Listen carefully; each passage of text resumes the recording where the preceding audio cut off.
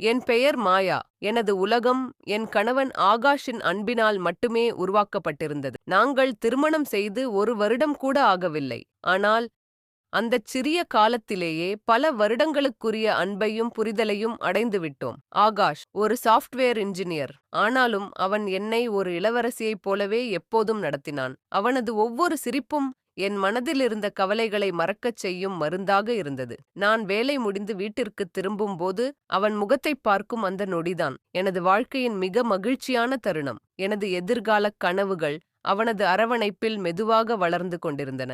என் உலகம் அவனது அன்பால் மட்டுமே இருந்தது. அந்த உலகம் ஒரு நொடியில் நொறுங்கிப் போகும் என்று நான் ஒருபோதும் அறிந்திருக்கவில்லை. அந்த மாலை பொழுதின் அமைதி ஒரு விபத்தைப் பற்றிய தொலைபேசி அழைப்பால் உடைந்து போனது. மறுமுனையில் பேசிய குரல் பதற்றத்துடன் வார்த்தைகளைக் கொட்டியது. ஆகாஷ், விபத்து என்ற 2 வார்த்தைகளை மட்டுமே என்னால் புரிந்து கொள்ள முடிந்தது. அந்த நொடி எனது உலகம் நொறுங்கிப் போனது. மனதின் இருளோடு நான் மருத்துவமனையை நோக்கி வேகமாகச் சென்றேன். அங்கே என் கணவன் ஒரு கண்ணாடி அறைக்குள் பல இயந்திரங்களின் உதவியுடன் உயிருடன் இருந்தான். அவனது முகம் காயம்பட்டிருந்தது. மருத்துவர் என் அருகே வந்து அவர் கோமா நிலைக்குச் சென்று விட்டார் என்று சொன்னார். அந்த வார்த்தைகள் எனது காதுகளில் ஒரு பெரிய அதிர்ச்சியை ஏற்படுத்தின. என் அன்பான ஆகாஷ் என்னுடன் பேசவில்லை, சிரிக்கவில்லை. அவன் உறங்கிக் கொண்டிருந்தான். ஆனால் அது ஒருபோதும் விழித்துக் கொள்ளாத ஒரு நீண்ட உறக்கம் என்று மருத்துவர் தெரிவித்தார்.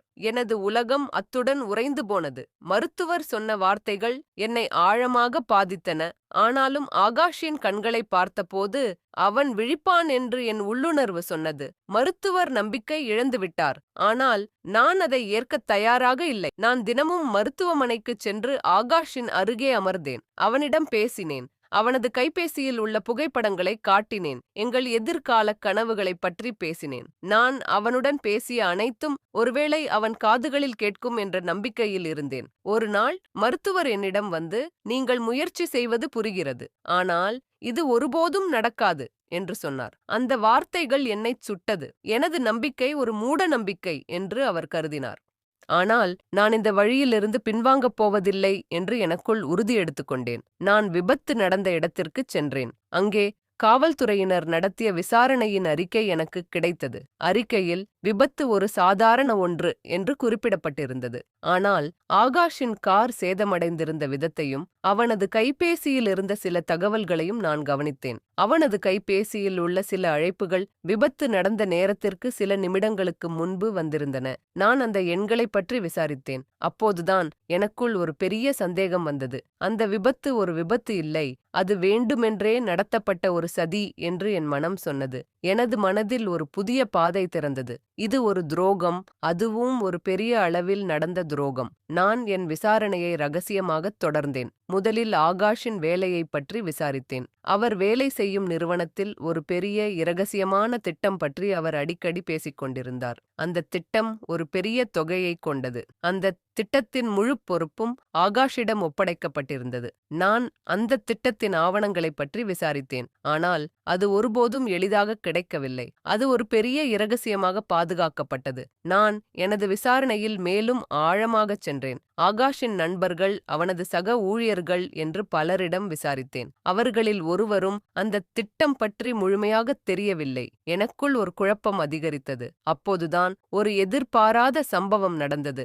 நான் ஒரு நாள் மருத்துவமனையில் இருந்தபோது ஒரு நபர் ஆகாஷை பார்க்க வந்தார். அவர் அவனது நிறுவனத்தின் முக்கிய அதிகாரிகளில் ஒருவர். அவர் ஆகாஷை பார்த்ததும், அவனால நமக்கு பெரிய பிரச்சனை வரப்போகுது என்று முணுமுணுத்தார். நான் அதிர்ச்சியடைந்தேன். அந்த வார்த்தைகள் எனது சந்தேகத்தை உறுதிப்படுத்தின. நான் அவரிடமிருந்து அந்த திட்டத்தை பற்றிய தகவல்களை பெற முயற்சித்தேன். அவர் அதற்கு ஒத்துழைக்கவில்லை. அவர் என்னை தவிர்த்து விட்டார். எனக்கு புரிந்தது, இந்த சதி திட்டத்தில் அவருக்கும் ஒரு பங்கு இருக்கிறது. ஆனால் அது ஏன், எதற்காக நடந்தது என்பது எனக்கு புரியவில்லை. நான் எனது பழைய நண்பன் ஒருவனிடம் பேசினேன். அவன் காவல்துறையில் வேலை செய்கிறான். நான் அவனிடம் இந்த சந்தேகங்களைப் பற்றி சொன்னேன். அவன், நீ தனியாக எதையும் செய்யாதே, இது மிகவும் ஆபத்தானது, நான் உனக்கு உதவுவேன் என்று உறுதியளித்தான். நாங்கள் இருவரும் இணைந்து அந்த அதிகாரியின் நடவடிக்கைகளை கண்காணிக்கத் தொடங்கினோம். அந்த அதிகாரி வேறு ஒரு நிறுவனத்துடன் இரகசியமாக பேசிக் கொண்டிருந்தார். அந்த நிறுவனத்தின் பெயர் அக்னி. அது எங்கள் நிறுவனத்தின் மிகப்பெரிய போட்டி நிறுவனம். அந்த அதிகாரியும் அக்னி நிறுவனத்தின் உரிமையாளரும் சந்தித்துக் கொண்டார்கள். அப்போதுதான் எனக்கு ஒரு உண்மை தெரிய வந்தது. அது அந்த பணத்தை அபகரிக்கும் திட்டம். அந்த திட்டத்தின் முழு இரகசியத்தையும் ஆகாஷ் மட்டுமே அறிந்திருந்தான். அந்த அதிகாரி ஆகாஷின் அந்த திட்டத்தை அக்னி நிறுவனத்திற்கு விட்டிருக்கிறார். அதனால்தான் அவர்கள் ஆகாஷை கொல்ல முயற்சி செய்திருக்கிறார்கள். இந்த விஷயம் எனக்குள் ஒரு பெரிய அதிர்ச்சியை கொடுத்தது. என் கணவன் ஏன் அப்படி ஒரு திட்டத்தில் ஈடுபட வேண்டும்? நான் அவனை சந்திக்கச் சென்றபோது அவன் என்னிடம் பேச மறுத்துவிட்டான். நான் அவனிடம், நீ ஏன் இந்த துரோகத்தை செய்கிறாய் என்று கேட்டேன். அவன், இது துரோகமில்லை, என் வாழ்க்கைக்காக நான் செய்த ஒரு விஷயம் என்று சொன்னான். எனக்கு புரிந்தது, அவன் ஆகாஷை காட்டிக் கொடுக்கவில்லை.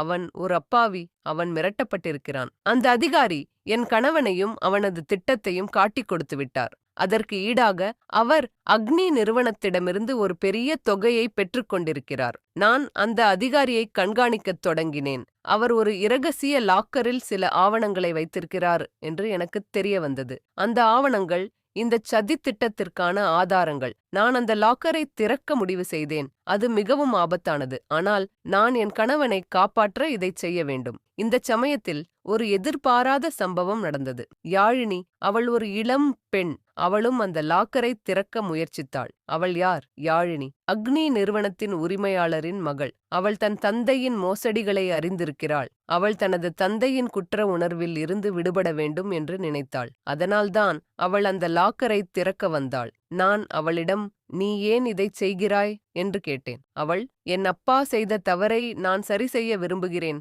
என்று சொன்னாள். நான் அவளிடம் நம்பிக்கை வைத்தேன். நாங்கள் இருவரும் இணைந்து அந்த லாக்கரை திறந்தோம். உள்ளே ஆகாஷின் திட்டம், அதை திருடியதற்கான ஆதாரங்கள் மற்றும் ஒரு பெரிய தொகையை அக்னி நிறுவனம் பெற்றுக்கொண்டதற்கான ஆதாரங்கள் அனைத்தும் இருந்தன. என் கணவன் ஒரு அப்பாவி என்பதை நான் உறுதிப்படுத்தினேன். நாங்கள் அந்த ஆதாரங்களை சேகரித்துக் கொண்டிருந்தபோது அந்த அதிகாரி அங்கே வந்தார். அவர் எங்களை பார்த்து, நீங்கள் என்ன செய்கிறீர்கள் என்று கேட்டார். நான் அவரிடம், உங்கள் துரோகம் இப்போது வெளிவரும் என்று சொன்னேன். அவர் பயந்து போனார். அவர் எங்களை மிரட்டினார். நீங்கள் இதை வெளியிட்டால் உங்கள் வாழ்க்கையே முடிந்துவிடும் என்று சொன்னார். நான் பயப்படவில்லை. என் கணவனை காப்பாற்ற நான் எதையும் செய்வேன். அப்போதுதான் யாழினி ஒரு திடீர் முடிவை எடுத்தாள். அவள் அந்த அதிகாரியை கட்டிப்பிடித்து, அப்பா, இதை நிறுத்துங்கள் என்று சொன்னாள். நான் அதிர்ச்சியடைந்தேன். அந்த அதிகாரி யாழினியின் அப்பா. அந்த அதிகாரி யாழினியின் அப்பா என்பது எனக்கு ஒரு பெரிய அதிர்ச்சியை ஏற்படுத்தியது. யாழினி தன் அப்பாவின் துரோகத்தை ஏற்கத் தயாராக இல்லை. அவள் தனது தந்தையின் துரோகத்தை வெளிப்படுத்த முடிவெடுத்தாள். அந்த அதிகாரி பயந்து போனார். அவர் தனது மகள் தான் செய்த துரோகத்தை வெளிப்படுத்துவாள் என்று எதிர்பார்க்கவில்லை. நான் யாழினியிடம், நீ ஏன் இதைச் செய்கிறாய் என்று கேட்டேன். அவள், நான் என் அப்பாவின் தவறை சரி செய்ய விரும்புகிறேன். அதுதான் எனக்கு நிம்மதியை கொடுக்கும் என்று சொன்னாள். அவள் ஒரு உண்மையான போராளி. அவள் தனது மனசாட்சிக்கு மதிப்பளித்து தன் அப்பாவின் துரோகத்தை வெளிப்படுத்த முடிவெடுத்தாள்.